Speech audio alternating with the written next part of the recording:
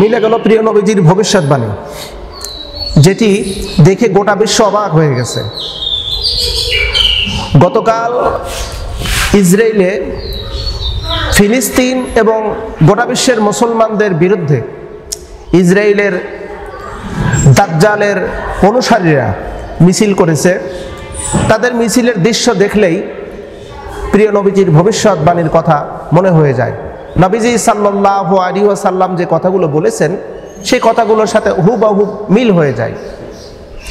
একটু লক্ষ্য করে দেখেন তাদের মিছিলের অবস্থা কেমন, তাদের চেহারার অবস্থা কেমন, তারা কেমন করে মিছিল করতেছে এবং তাদের চেহারার আকৃতিটা কেমন। প্রিয় নবী সাল্লাল্লাহু আলাইহি ওয়াসাল্লাম এই মর্মে বলে গেছেন দাজ্জালের অবস্থান কেমন হবে। দাজ্জালের অবস্থান হবে ভয়ঙ্কর আকৃতি, তার এক চক্ষু বিশিষ্ট হবে এবং তার চেহারাটা হবে অদ্ভুত ভিন্ন। অথচ আমরা কালকে ইসরায়েলের এই ইহুদিদের মিছিল দেখে আমরা কিন্তু ঠিক প্রিয় নবী সাল্লাল্লাহু আলাইহি ওয়াসাল্লামের সেই কথাটাই মনে হয়ে গেল। তাদের চেহারাটাও অদ্ভুত আকৃতি করে মিছিল করতেছে, তাদের জিহ্বাটা বের করতেছে, শুধু চোখ দুইটা, কিন্তু চোখটা যদি একটা হতো তাহলে বোঝা যেত এরা দাজ্জালের সন্তান। তবে আল্লাহ রাসূল সাল্লাল্লাহু আলাইহি ওয়াসাল্লামের হাদিস থেকে, ভবিষ্যৎবাণী থেকে যেটা আমরা পরিষ্কারভাবে বুঝতে পেরেছি, খুব অচিরেই দাজ্জাল বের হবে এবং দাজ্জাল গোটা পৃথিবীর শাসন করবে, গোটা পৃথিবী সফর করবে। আর ঠিক সেই মুহূর্তেই ইমাম মাহদির আগমন হবে। আমরা কি ধরে নেব ইসরায়েলেই কি দাজ্জাল অবস্থান করতেছে?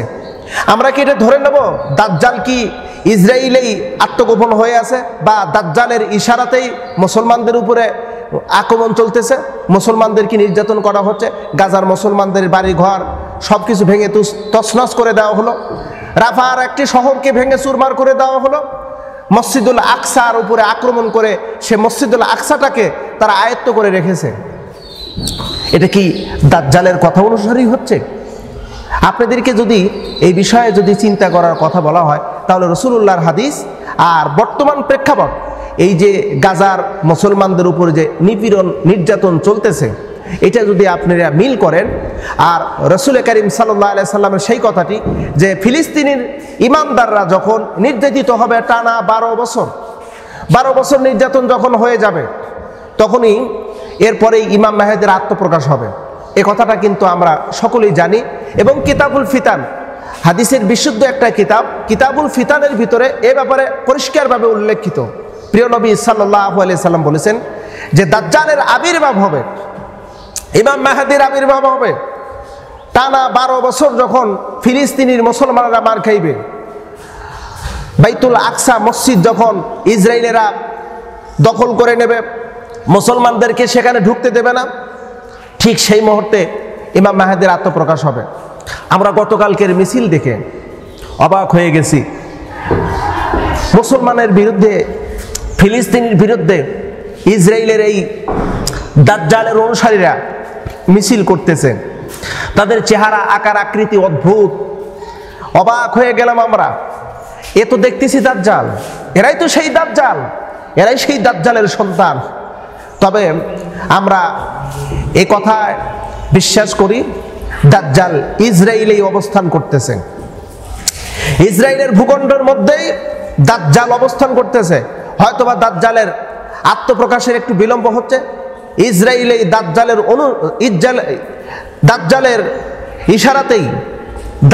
ইশারাতেই চলতেছে মুসলমানদের উপরে নিপীড়ন নির্যাতন। তাই যদি না হবে একটু বিষয় চিন্তার, তা হলো গোটা বিশ্বের মুসলমান সংখ্যা হলো প্রায় 200 কোটির উপরে, আর সেখানে ইহুদির সংখ্যা হলো মাত্র 80 লক্ষ। 80 লক্ষ ইহুদি হয়ে 200 কোটি মুসলমানদের সাথে লড়াই করতে পারে, এত বড় দাম্ভিকতা, এত বড় দুঃসাহস কেমন করে হতে পারে?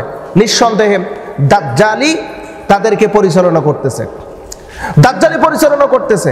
ইসরায়েল কাউকে পরোয়া করে না, উড়ে এসে জুড়ে বসার ছোট্ট একটা ভূখণ্ড, ছোট্ট একটা শক্তির অধিকারী, অথচ তারা কোনো রাষ্ট্রকে পরোয়া না করে মুসলমানদের বিরুদ্ধে একের পর এক নির্যাতন চালিয়ে যাচ্ছে।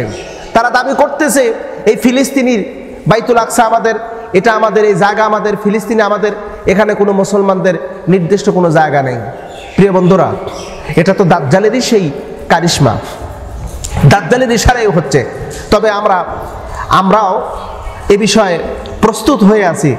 খুব নিকটেই ইমাম মেহেদীর আগমন, আর ইমাম মেহেদী আসলে আমরাও তার সৈনিক হয়ে দাজ্জালের বিরুদ্ধে যুদ্ধ করব। গোটা বিশ্বে সবচেয়ে ইন্টারেস্টিং বিষয় হলো, এই যুদ্ধে ইহুদিরা একটাও বাঁচবে না। ইহুদি যদি কোনো গাছের নিকটে আশ্রয় নেয়, পালিয়ে থাকে, গাছ বলবে এখানে ইহুদি পালিয়ে আছে। কোনো ঘরের নিচে পালিয়ে থাকলে ঘর বলবে এখানে ইহুদি পালিয়ে আছে। পাহাড়ের গুহায় যদি থাকে, সেখানেও পাহাড়ও ডেকে বলবে এখানে ইহুদি পালিয়ে আছে। ইহুদিদের কোনো বাঁচার উপায় থাকবে না। এমনকি সময় খুব সন্নিকটে। প্রস্তুত হন ইমাম মাহাদির সৈনিক হওয়ার জন্য, প্রস্তুত হন আল্লাহর বীর সিফা সালাহ হওয়ার জন্য, প্রস্তুত হন মুজাহিদ হওয়ার জন্য। আল্লাহ সুবহানাহু ওয়া তাআলা আমাদেরকে ইমাম মাহাদির সৈনিক হিসেবে কবুল করুন আর সেই যুদ্ধে শামিল করুন। আমিন সুম্মা আমিন।